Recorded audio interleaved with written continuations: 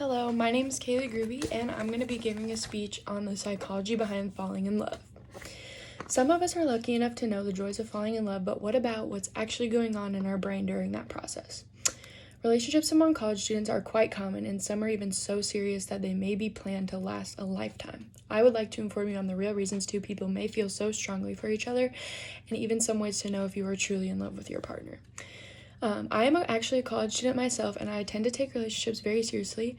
I've only been in 2 serious relationships, and I'm quickly able to determine if I think something is truly going to last or not.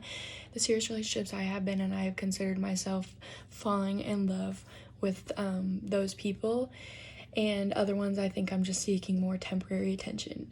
I've taken the time in 2 high school psychology classes to research this topic, and in one of them I have done a presentation on this previously. So this information could be useful to other college students because this is a time in a lot of people's lives where you determine who and what you want in your future, whether it's career or even romantic relationships. So you can use the information I give in this speech to determine the importance of people in your life now and simply to understand why you may feel so strongly for someone. So the points I will be discussing are how falling in love with someone is not just any simple feeling, and there's actually a lot of major changes happening in your body throughout the process. The real psychology behind falling in love with someone, so what actually happens in your brain, and then why you may not be able to move on from someone in your past due to psychological reasons. So now that you are aware of what I will be discussing, I would like to first talk about how falling in love is not just any simple feeling. So according to an article titled "This is what happens to your body when you fall in love," romantic love can actually be considered an addiction, and it is a very powerful and good addiction when it's treated right and when things in the relationship are going well. So this is a quote from Helen E. Fisher, and she is a biological anthropologist at Rutgers University. Another thing that is not just a feeling, it's amount of hormones that are released in your body while you're falling in love. There are multiple various hormones that are released, and not only through just falling in love, but like literally through anything you do, like meeting your partner, physical touch with your partner, anything like that. There's most likely a different type of hormone involved, and my visual aid is on the different types of hormones and their role in falling in love. So the first one is dopamine, and then dopamine controls the sexual arousal, pleasure, and reward in the relationship.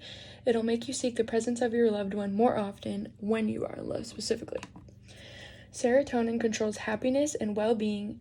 Changes in serotonin will induce loss of concentration, daydreaming, and obsessive behavior when you're in love. Adrenaline will give an extra boost of energy to people who are in love, and it is also responsible for the loss of appetite and sleepless nights that you may experience. And then oxytocin is one of the most important. It is considered the love hormone, and it is essential for attraction and bonding with the partner, which is obviously very necessary when falling in love. So another thing there are many different feelings you may experience when you're falling in love with someone. This is a good way to tell if you're actually in love with someone or maybe if it's just a little fling. So different feelings besides just love you may experience are an addiction to this person, like I sort of talked about in the first point. Another thing is seeking approval from your family and friends around this person. If that's really important to you, that's another sign. Another thing is celebrating this person's triumphs even if you fail yourself, which is very important. You definitely like this person and this person likes you, so not only you expressing your like to this person, but it's mutual is very important to falling in love. When you're apart, you really miss this person and you feel like you need their presence all the time. Your sense of self-growth has grown through knowing this person, so not only finding yourself within them, but like finding yourself with them. So it's important to be your own person in the relationship, but also to grow as a person when you're with them. And when you get jealous but not suspicious, so when you want the partner all to yourself but you're not worried about them doing anything to hurt you, is very important. And this is from Dr. Teresa E. DiDonato. So now that I've informed you on the seriousness of falling in love and how it's not just one simple feeling, I'd like to inform you on some different processes that occur in the brain while falling in love. So one thing that happens when you're falling in love is your anxiety will diminish. So in a recent study published in Neuroscience and Biobehavioral Reviews, scientists actually found that alcohol and oxytocin have nearly identical effects on the brain, which will cause inhibitions and decreased anxiety. Some physical symptoms you may experience when you're falling in love that I have experienced personally, and I'm sure some of you also have, like sweaty palms, you blush, your heart races. This is actually due to the release of hormones adrenaline and norepinephrine, which we talked about in my presentation, and that is from Moore, who wrote in an article that I listed earlier. Another thing, more further elaborating on the addiction you may feel from this person, can literally cause you to feel withdrawal symptoms when you're not with them. So, according to Serena Goldstein, a naturopathic doctor in New York City, when you're not with the one you love, and they can be compared to a substance you're addicted to, your body will release corticoliberin, which responds to stress by making you feel anxious or depressed. Another thing is that falling in love can actually cure physical pain in your body.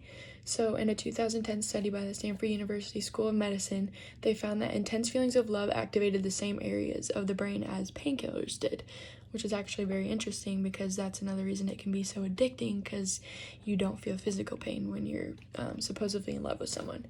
So now that I have explained different psychological processes tied to falling in love, I will explain why your brain may be stopping you from moving on from someone you have previously fallen in love with. So after going through a serious relationship breakup, it truly does feel like one of the most exhausting and miserable times of your life.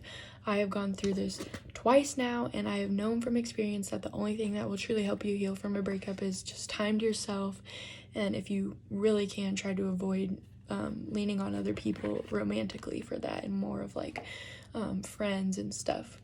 So after a breakup, it is common for people to only focus on the positive memories from the previous relationship, and this is called the euphoric recall. It's a theory by Waynes, and this is that means the recalling of past events or people in a positive light while forgetting or ignoring the negative aspects, which will obviously limit you from moving on because you can't remember the bad things and like the true reasons that you guys broke up. So another thing is people will find their sense of identity with a partner and then lose themselves after a breakup, which I sort of discussed earlier, meaning like instead of being your own person in the relationship, you will only rely on this person to like find yourself, and that can truly like mess you up, because when you and the person break up, you will literally lose yourself and your sense of identity, which will really not help you move on. And this is the point where you need to start finding like other support systems rather than romantic relationships. So those were a few reasons psychology won't allow you to move on from your ex after falling in love. So to summarize this speech, falling in love is truly something serious and is not just a feeling of enjoyment while around someone.